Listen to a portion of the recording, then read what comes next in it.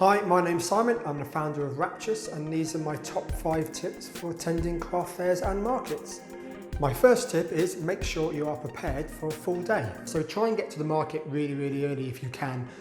Some market stalls will allow you to choose the position you want to be in, so even more of a reason to get there early.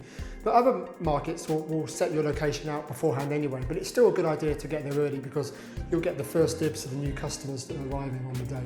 Likewise, it can be tempting to leave early sometimes, or at the very least leaving when the market's meant to be shut. But try and stay longer if you can. We've made lots of extra sales by packing up slowly and staying potentially up to an hour after the store actually closes. Make sure you come prepared to look after yourself also. Bring some comfy shoes, even some cardboard on the floor can be a good thing to keep your feet warm.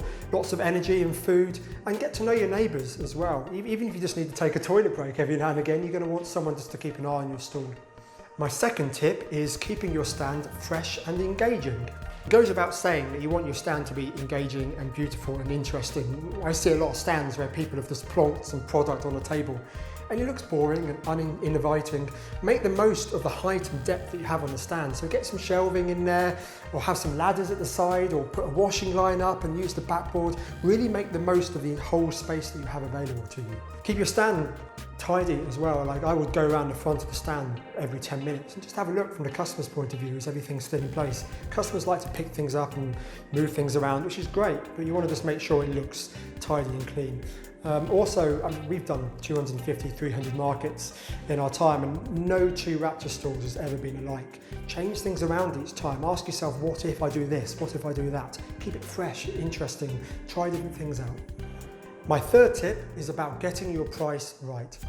Make sure you have a range of different price points to appeal to a wide variety of customers. So you want your bread and butter items, your £2, £3, £5, that level, maybe something a little bit higher around the £10, £15, and then you want your wow items, so they're priced a lot higher. So you have fewer customers will buy those, but they'll look good on your stand. And when someone does buy that wow product, you're going to get a lot of money from it. I'd recommend having offers as well for your products. It's not going to work for everyone. See what works for you. For us, for example, we have a coaster that costs £4, or we do buy 3 get 1 free, or you might have a cushion for £25 but you get 2 for 40, that sort of thing. Just the hardest challenge of a market is to engage someone enough to buy from you. But once you've got them hooked, you want to try and get that basket size higher and higher to try and get customers buying more from you with each purchase.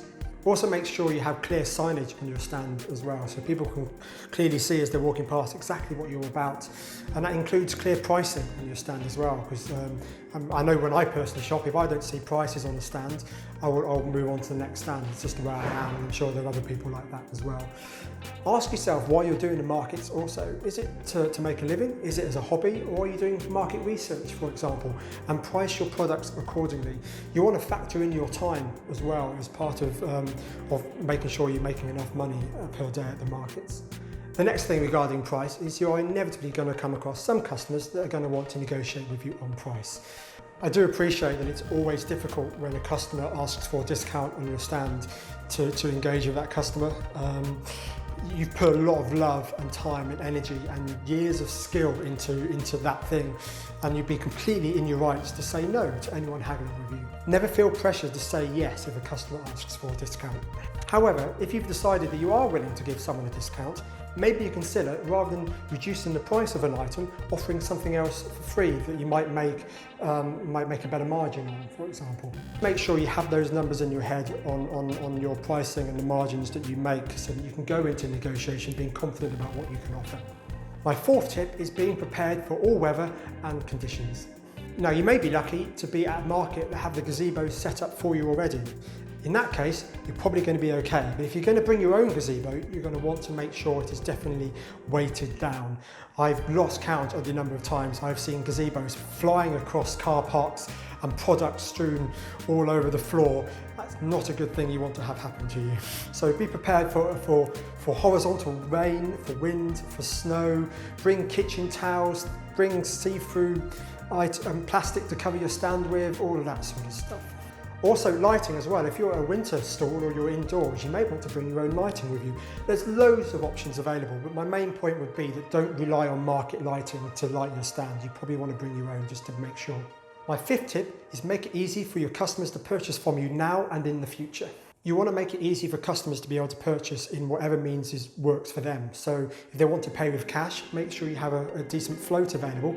If they want to pay with card, make sure you have a card machine available. For taking card payments, we use iZettle. We found it to be fantastic. The customer service is great, the machine is really reliable, and it works in pretty much any mobile data area. I'll definitely recommend iZettle. Try and get everyone that visits your stand to leave with something from the stand, even if it's just a flyer or a piece of information or a business card. Try to get some information from the customer also before they leave the stand. Have a newsletter sign-up form so that customers can be contacted after the stand, so you can tell them when your next market is going to be, for example. And finally, make sure your website and social media is set up. So if someone is going to go away from the stand and Google you, they can find you and find out more about you. Thanks for watching. Take a look at our other videos. We have top tips about attending trade shows, about starting up your art business, and there'll be more videos to come as well. And comment below if you've got any questions or ideas about future blogs.